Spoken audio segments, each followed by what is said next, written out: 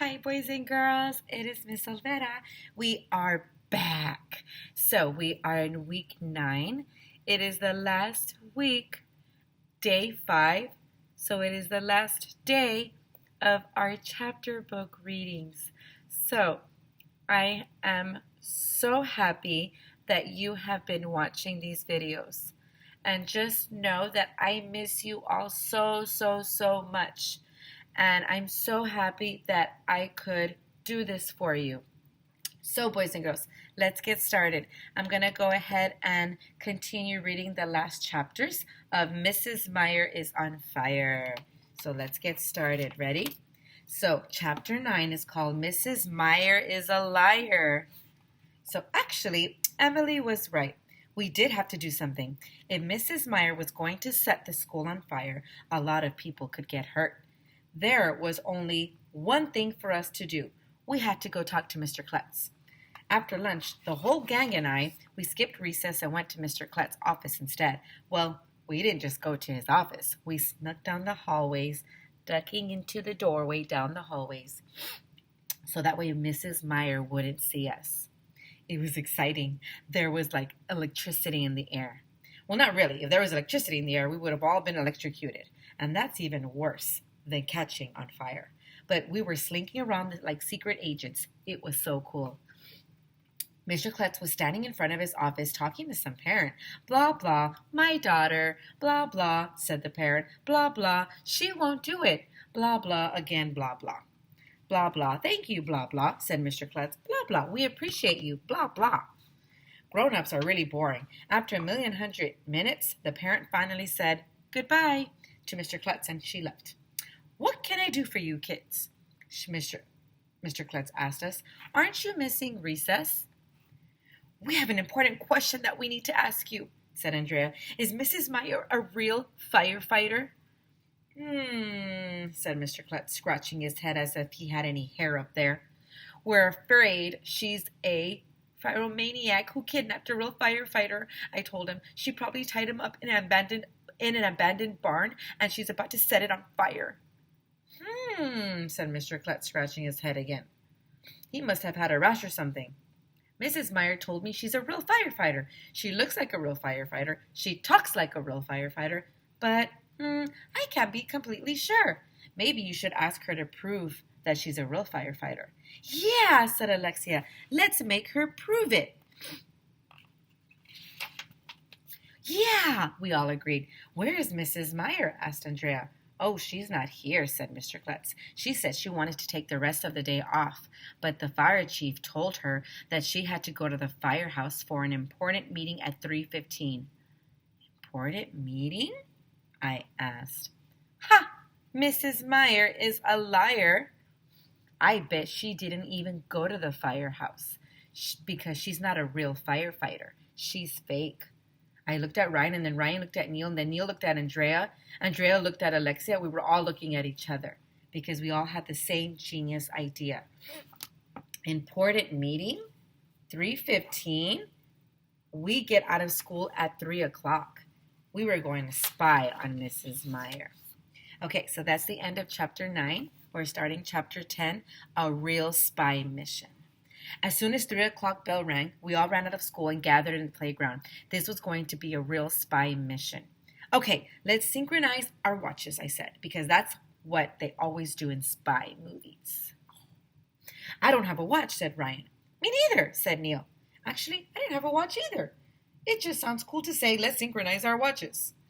I have a watch, said Andrea. It's 5 minutes after 3. Of course, Andrea had a watch. She's probably the only third grader in the whole school who would wear a watch. Okay, I said. The big meeting at the firehouse starts in 10 minutes. Let's go. The firehouse is just 3 blocks from school, so we slink down the street like secret agents, ducking into doorways and hiding behind mailboxes along the way so nobody would see us. It was so cool. Finally, we reached the firehouse, and there was a giant garage door where the fire trucks drove in and out. I'm scared, said Emily as we lurked through the doorway. If Mrs. Meir isn't in there, that's proof that she isn't a real firefighter. And if there's no meeting going on in here, that means that Mrs. Meir is a liar. And if whispered Andrea. Look at her watch. It's 3:15 right now. So we peeked our heads out the wall so we could snoop on what's going on inside the firehouse. Well, do you see anything? Neil asked. No, whispered Michael. There's nothing in there. The place is empty. Nothing's going on? Whispered Ryan. There's no meeting? That's proof, I whispered. See, I told you Mrs. Meir wasn't a real firefighter. She's probably at home watching TV, eating bonbons. Shh, whispered Andrea. That's when the most amazing thing in the history of the world happened. Mrs. Meir came walking down the street. Well, that's not the amazing part because Mrs. Meir probably walks down the street all the time. The amazing part is what happened next. Mrs. Meir was coming from the other direction, but she didn't see us. Look, whispered Emily. She's going into the firehouse. And at that moment, the lights started flashing. Near. Sirens were screaming. Bells started ringing. Whistles were blowing. Alarms started sounding. My ears started hurting. It must be a fire, shouted Ryan. We got to get out of here. But it wasn't a fire. If it was a fire, all the firefighters would have jumped on the fire truck and driven out of the firehouse. Instead, they all jumped out from behind the fire truck and yelled at Mrs. Meir, Surprise! A giant banner came down from the ceiling. Happy birthday, Mrs. Meir. It's not a fire, said Michael. It's Mrs. Meyer's birthday. They're throwing her a surprise party? That's so sweet. Andrea was right for once in her life.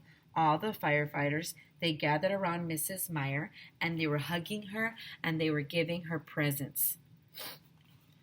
So I guess she's really a firefighter after all, said Alexia. Well, we had accomplished our spy mission. We were about to turn around and go home, but that's when the most amazing thing in the history of the world happened. What are you kids doing here? Mrs. Meir asked suddenly. She had spotted us. I didn't know what to say. I didn't know what to do. I had to think fast. We, came to wish you a happy birthday, I said. Great, said Mrs. Meir. You're just in time for the party. So Mrs. Meir took us inside the firehouse. She introduced us to all the firefighters. They let us climb into the fire truck, which was like totally cool. And we got to pet their fire dog.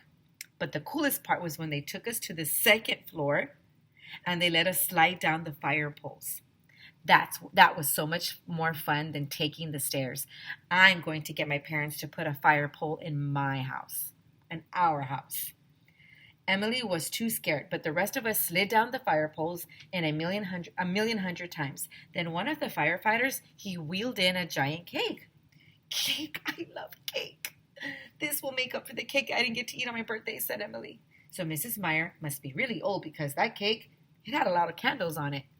Two of the firefighters, they lit the candles, and then we all sang happy birthday. Make a wish, one of the firefighters told Mrs. Meir. So she closed her eyes. That's when the weirdest thing in the history of the world happened. But I'm not going to tell you what it was. Okay, I'll tell you. But you have to read the next chapter. So, na-na-na-boo-boo on you. Okay, so now that is the end of chapter 10. We have chapter, yes, I have time. Okay, so let's read chapter 11. Are y'all ready? Mrs. Meir gets fired. Mrs. Meir had her eyes closed so she didn't see what happened next, but I did. The banner that said, Happy Birthday, Mrs. Meir, had been tied to the fire pole on the second floor. I guess it wasn't tied very tightly because it slowly started to slide down. It was coming down right over the cake, and the banner touched the candles on the cake, and then the candles lit the banner on fire. Eek! Went all the girls. It's on fire! Shouted Ryan. Call the fire department! This is the fire department, shouted Andrea. Then call the police department, I shouted. The banner was burning up, and everybody started yelling and screaming and shrieking and hooting and hollering and generally just freaking out. Help! Shouted Ryan. Run for your lives! Get the hose, shouted one of the firefighters. The hose is on fire, shouted another firefighter. The firehouse is on fire. The banner was going up in flames. Do you see? And some of the letters had burned up. And instead of it saying, Happy Birthday, Mrs. Meir, All that was left was Hardy. Get a fire extinguisher, somebody yelled. Mrs. Meir is on fire. It was true. Part of the banner had landed on Mrs. Meyer's pants, and now they were on fire. Stop, drop, and roll, shouted Andrea. Fall and crawl, shouted Alexia. Get low and go, shouted Ryan. Don't hide, go outside, shouted Neil. Toasty brown all around, I shouted. Remember all of those that she had taught them? Where's Mrs. Meyer? Let's see, where is she? I don't know. Oh, there she is. So this is Miss Meyer. Do you see her leg? So the firefighters, they squirted that foamy stuff all around Mrs. Meyer until they put her out. The only problem was that now the cake was on fire. The cake was on fire. Somebody shouted, "Shoot the cake!" It was true. Flames were coming out of the frosting. What's up with that? Whoever heard of a cake that caught on fire? That cake must have been made with gasoline or something. There were sirens, near, near, and lights flashing. Smoke was everywhere. The firefighters, they were shooting fire extinguisher and their hoses all over the place. Everybody was slipping on gooey, goopy cake and falling on the floor. What a mess. And it was hilarious. We got to see it live and in person. Finally, after 1,100,000 minutes, the firefighters put the fire out. We all wished Mrs. Meyer a happy birthday and left the firehouse. And in the end, we didn't get to eat any cake. Again? Man, I hate birthdays. Especially birthdays when you don't get any cake. Bummer in the summer. Well, that pretty much what happened. But maybe next year, Crybaby Emily will get to eat some birthday cake. And maybe they'll put trampolines in our class instead of desks. Maybe Mr. Cooper will use his supervision to shoot microwave freezing rays out of his eyes. Maybe we'll eat Mr. Klutz's melon head. Maybe I'll get to pee on another campfire. Ew.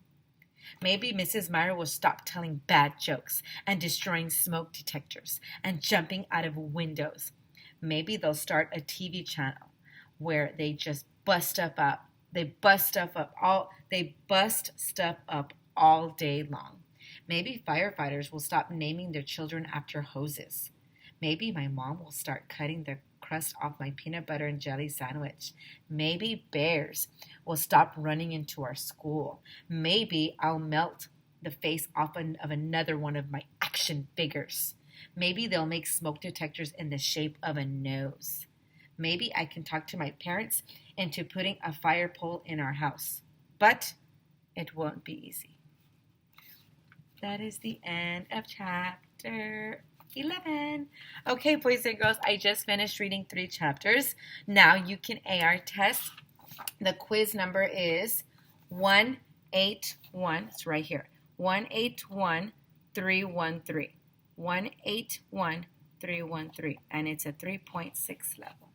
All right, boys and girls, that ends our chapter book for the week and our chapter book for the school year. I hope you have been enjoying Dan Gutman's books because he is awesome. And again, don't forget to return your library books. Please, boys and girls, please, I beg you. Okay, have an awesome Friday. Have an awesome weekend and have an amazing summer. And I will see you next school year. Bye, boys and girls.